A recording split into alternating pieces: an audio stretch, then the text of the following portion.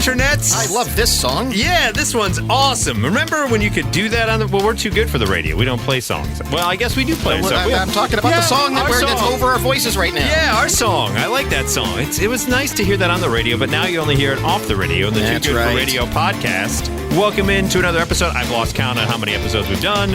I don't think anyone here knows we've done any of them. Right, so that's kind of fun. It's a secret. It is very much a secret. The studios are dark here, so it's a novelty when someone's sitting in front of a microphone. They're like, "What's going on? Are they pantomiming? What's going on?" That better not be on the radio in there. Well, it's not. Ha! Joke's on you. It's not on the radio. It's on a podcast. What are those two jokesters doing in the studio? They better not be on the radio. We've had them back and forth on and off the radio 18 different times. They're not on the radio for a reason. Because we're too damn good.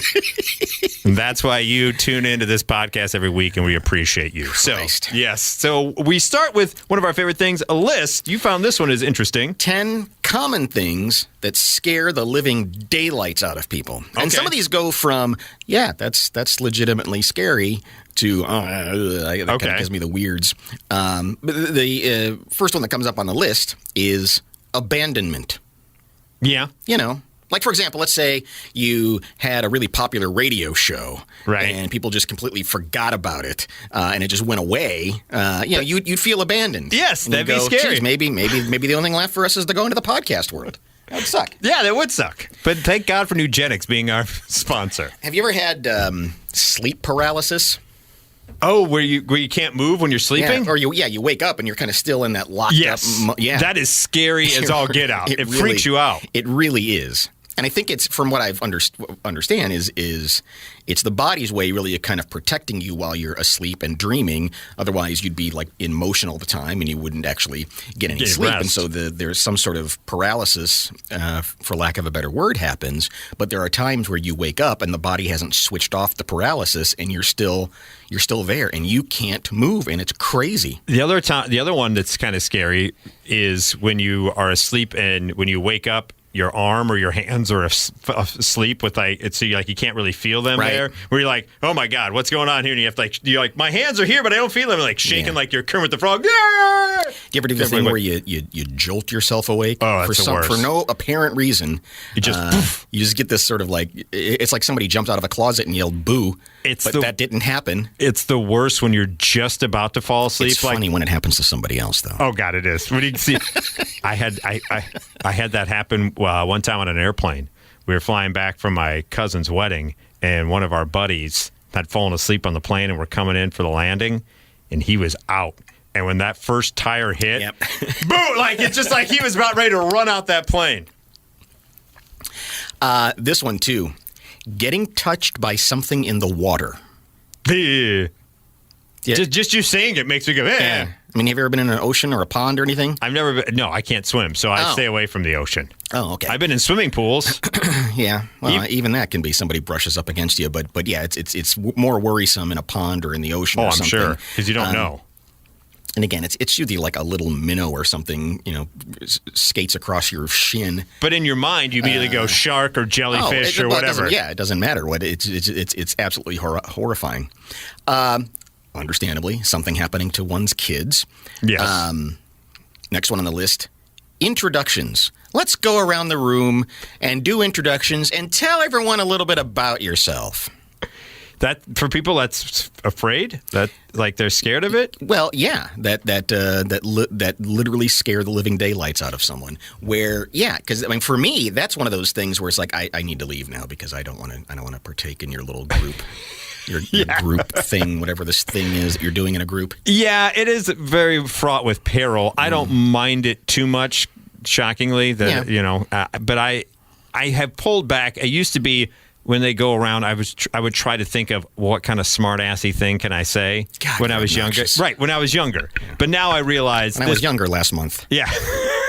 If you were to do it, if it were to, now that you've said it, if it would have been done earlier today, you would have still been that guy, Mike. But appreciate your honesty of saying when you were younger yesterday. Yeah. But yeah, anymore I'm with you, and I'm just like, okay, this is something I don't want to be a part of. Because A lot of times it happens in a situation that's completely not necessary. Correct. You're in a seminar, you're there to learn something or do something, and it's like, let's all break up into groups and tell someone the craziest thing that's ever happened to you while you were wearing swim trunks, whatever. And how many times have you ever actually remembered anyone from a situation where they went around a room and gave introductions? Never. And I don't know that it ever really...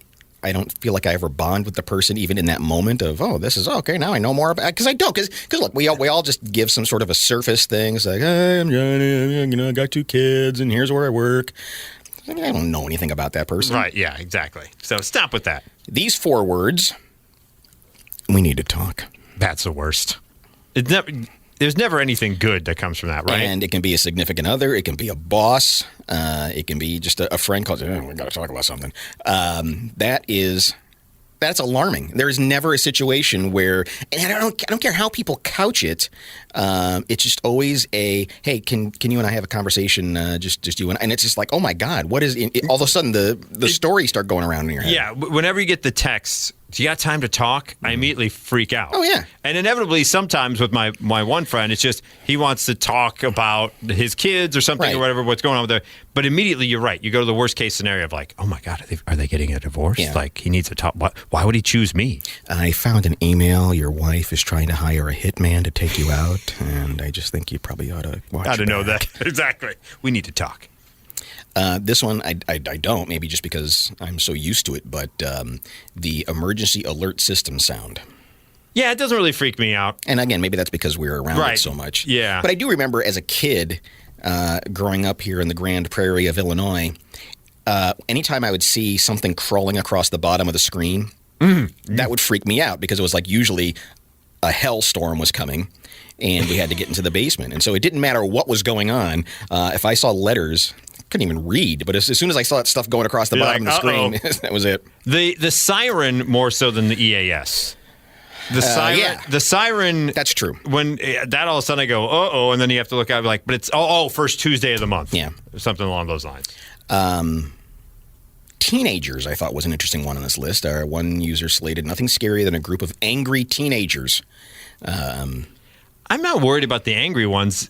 More so, I think that would be the fear of them judging you of what you're wearing or how cool you are, right? Because no matter how old you are, you still want to be cool with the young kids. Yeah, but I agree with you. And at the same time, I've also kind of literally gone over the hill of going, it's like, there's nothing I can do. Go ahead and make fun. It's like, this is as good as it's going to get.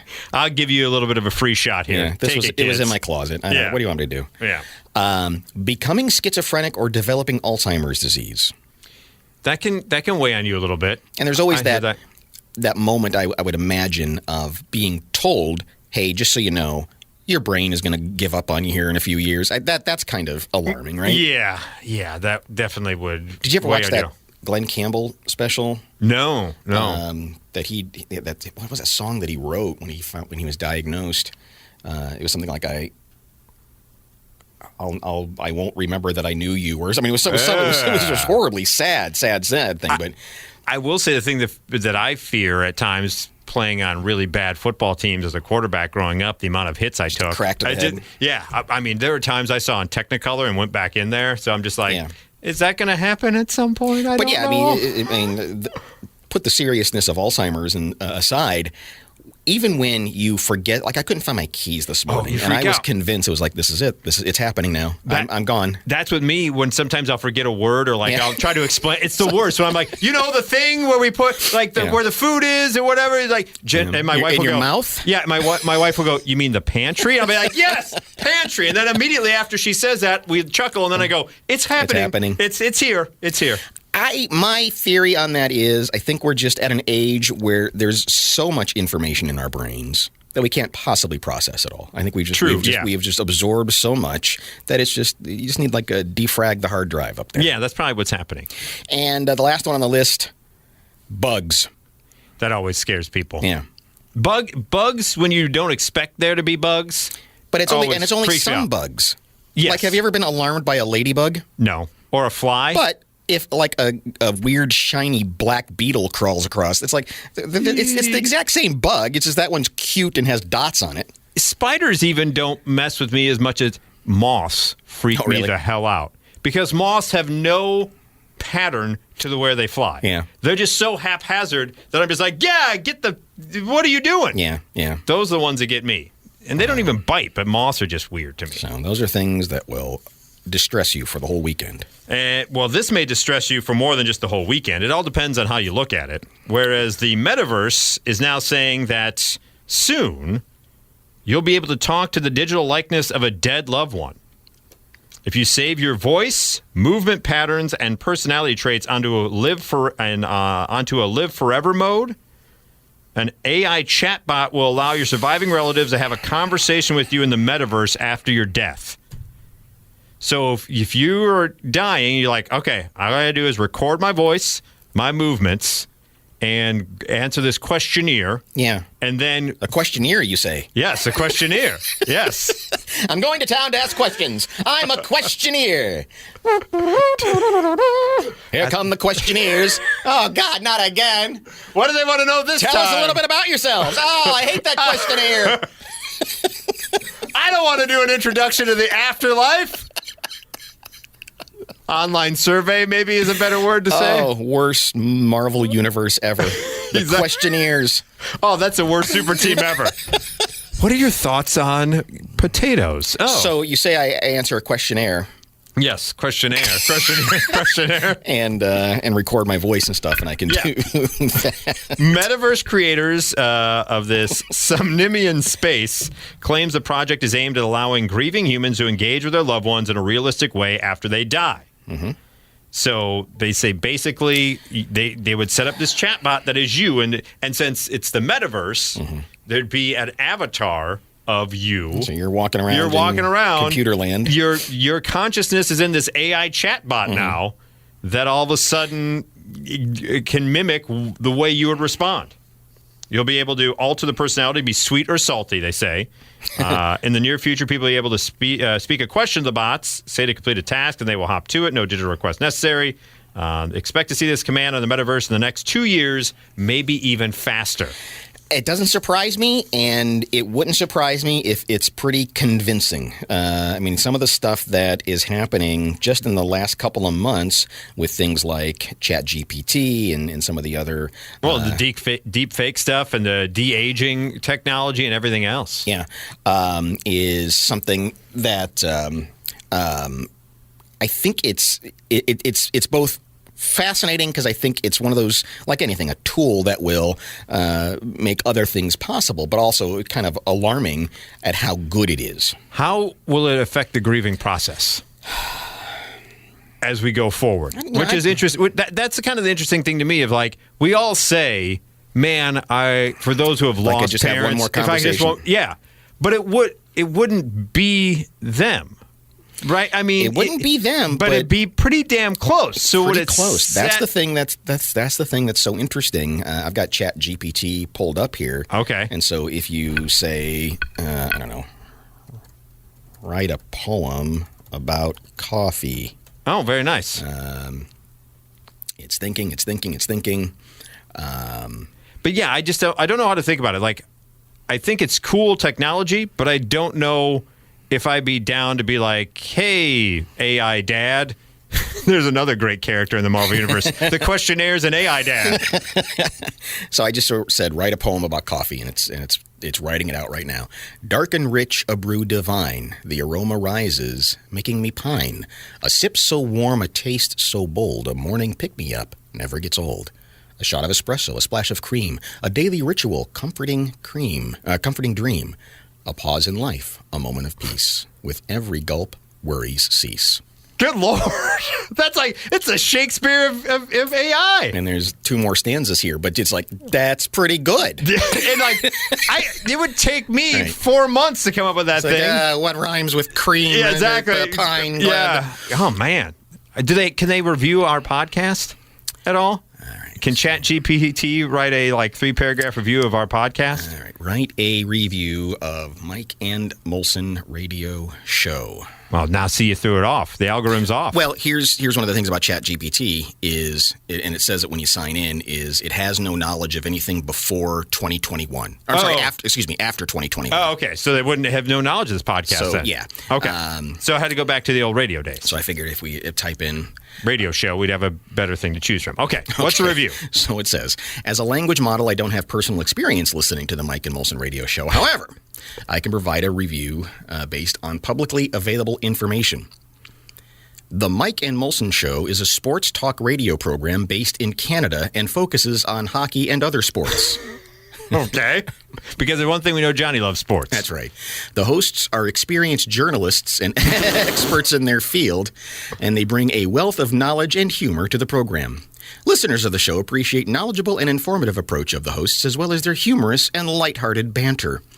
The show covers a wide range of topics, from breaking news and game highlights to in-depth analysis of player and team performance.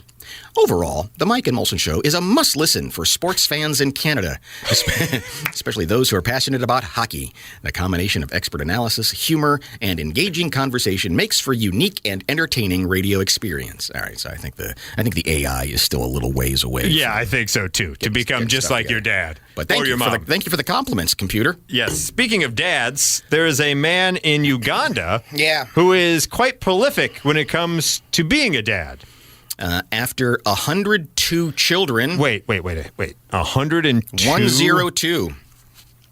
That's... He says, all right, this is Wait, enough. he had to get to 102 to say enough? Yeah. Wouldn't it be when you get to... 48.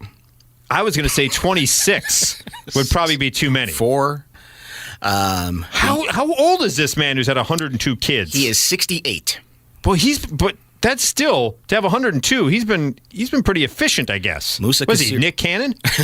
Musa Kassira has so many children, he can't remember most of their names.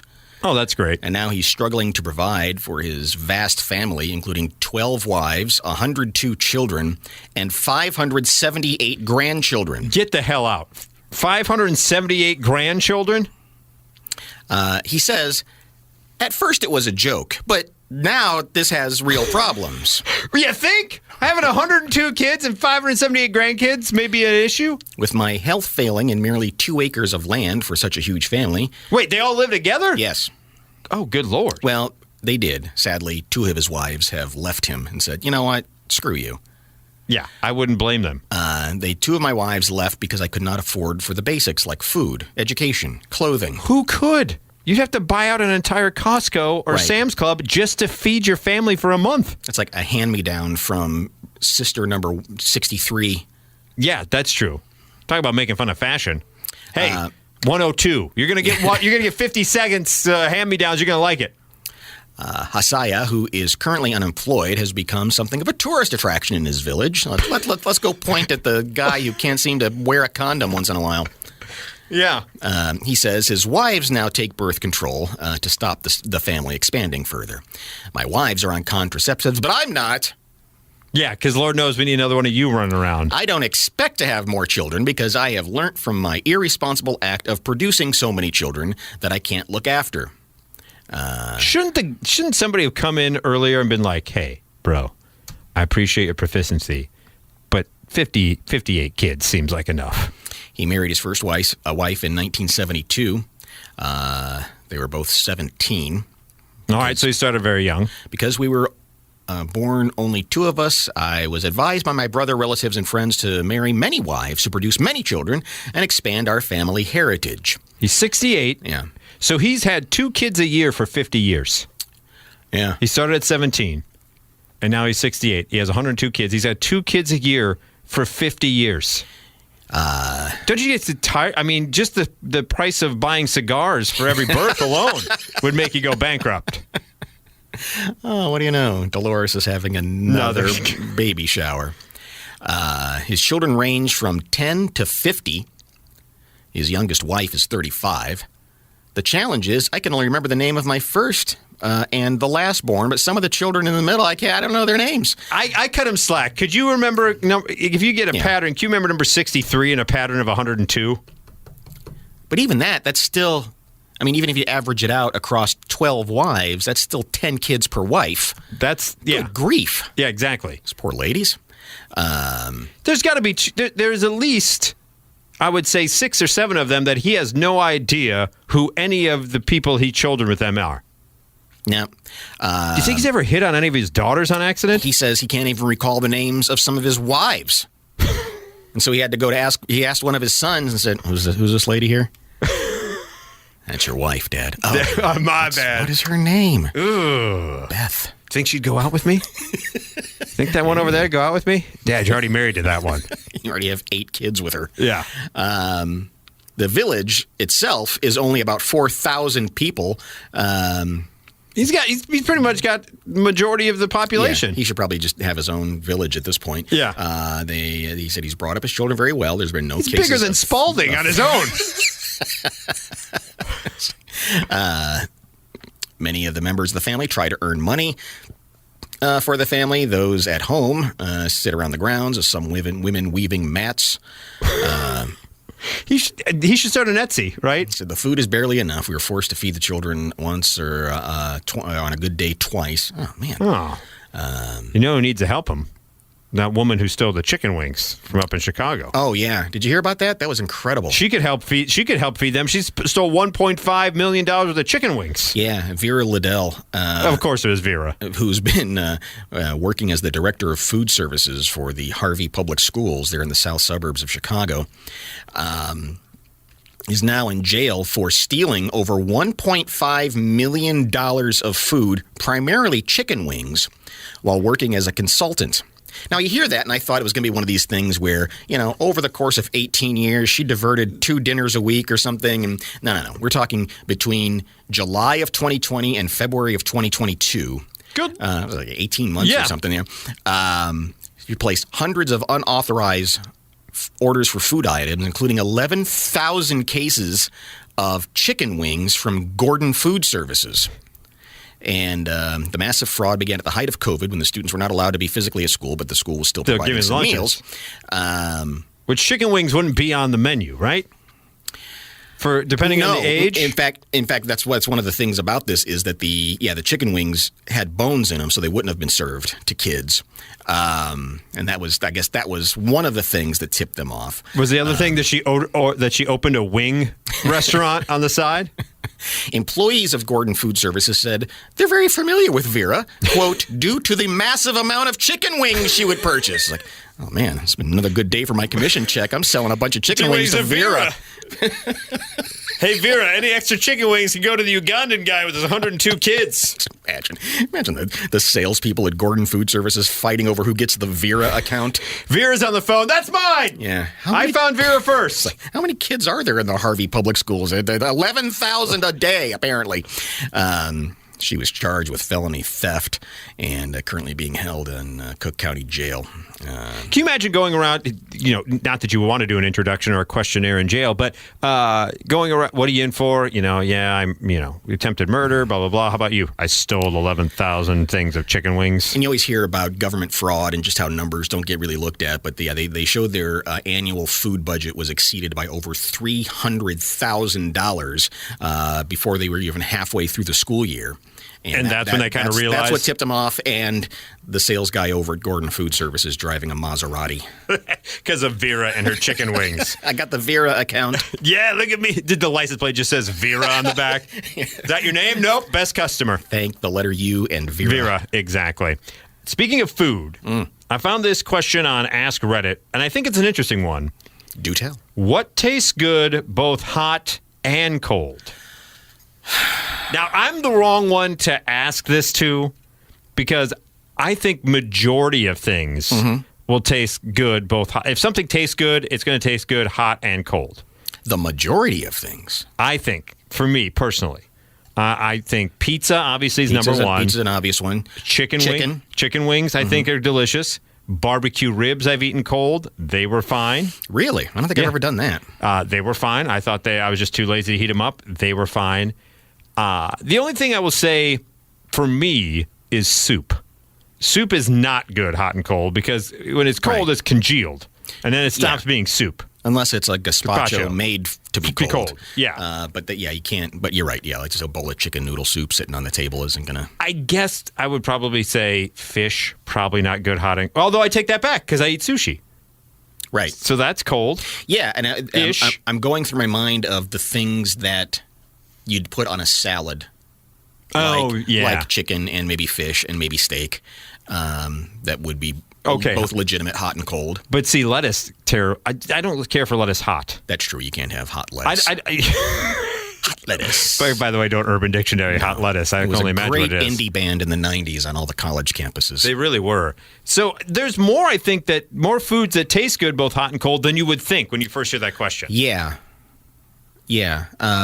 Yeah. I mean, we're kind of going through the proteins here, but I'm just trying to think of other things that start. Because you would think, maybe fruit is gross, hot and cold, but if you're eating an apple pie, right, that's cold apple, or a hot apple, I should say. Yeah. And so that works. Yeah. I don't know about hot grapes, though. Most vegetables, obviously. Hot grapes sound kind of gross to me. Yeah, that doesn't sound good. No. Hot grapes, no. Otherwise, I think like I said, I think a majority of things. Now, there's some people, it's a temperature thing, right? Like, I'll eat cold mashed potatoes, but my mother-in-law, God rest her soul, was disgusted by cold mashed potatoes. Yeah, I don't think I could pull off cold mashed potatoes. I don't think I do cold mac and cheese, though.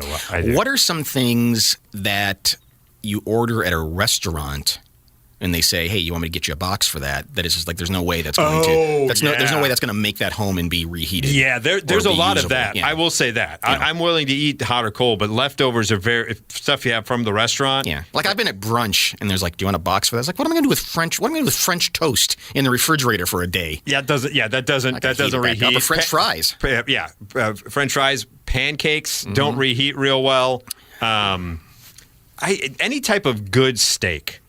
Like if you get a really good ribeye or a fillet, it'll pass, but it's going to be pretty dried out by the time you. Yeah, it's not worth bringing. It's not worth bringing it home.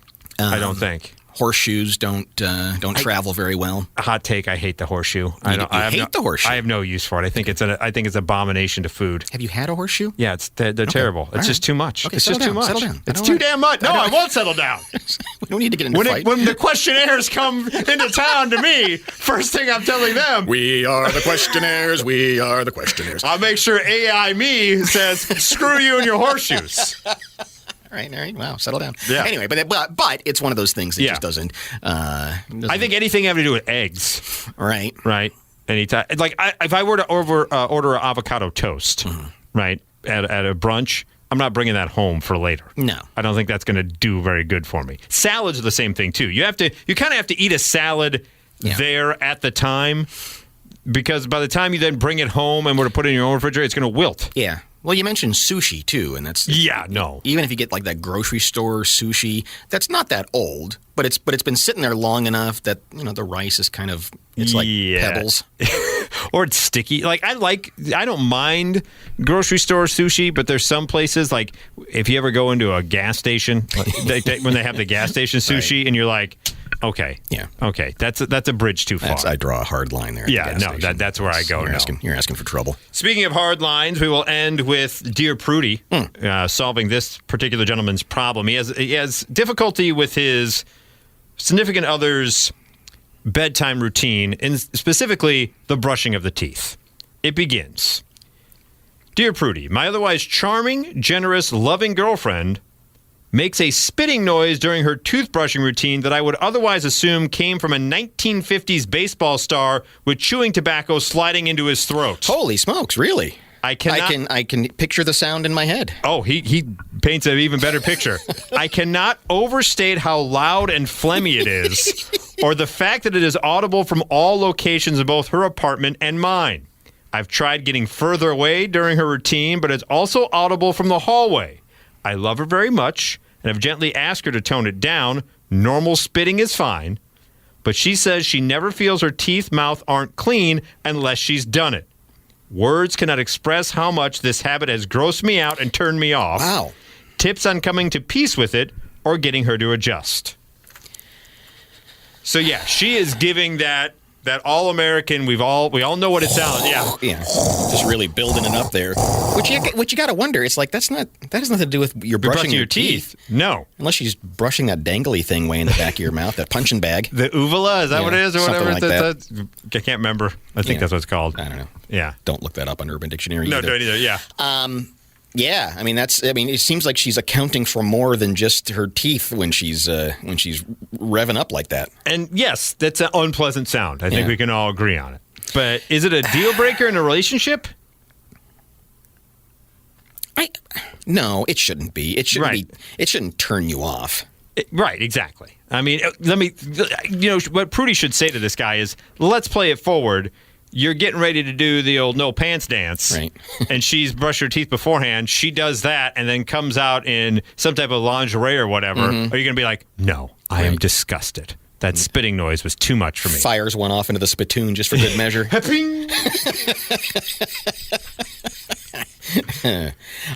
Yeah, but I mean, it is. Yeah, that's some aggressive dental hygiene there.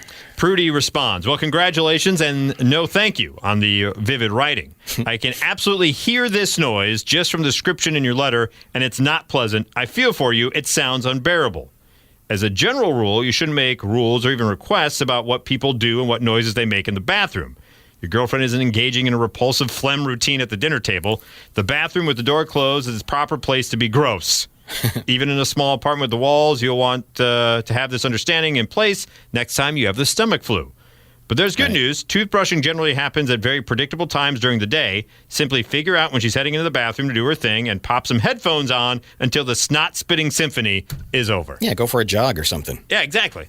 At night, it's kind of hard, but yeah, maybe you listen to this podcast as the sweet sounds of your wonderful girlfriend pretending to be a 1950s baseball player hawking up some chewing tobacco is playing. And I'm kind of with Prudy there, and I think modern technology should include like some heavy soundproofing in bathrooms. Yeah, they got to do a better job of that. Because you should never hear anything coming out of the bathroom. No, that's the most embarrassing thing. I think that's why for years I never used the toilet in public. Yeah.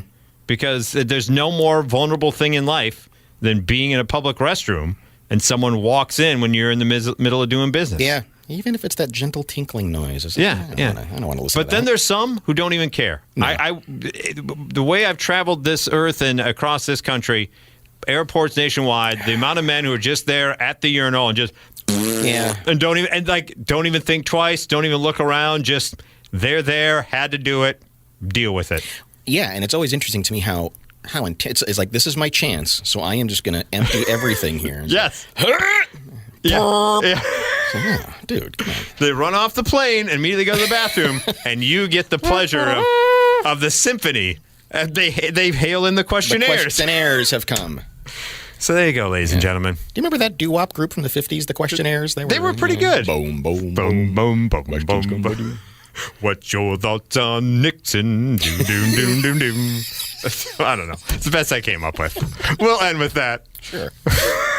Enjoy the hockey talk on their next Mike and Molson radio show.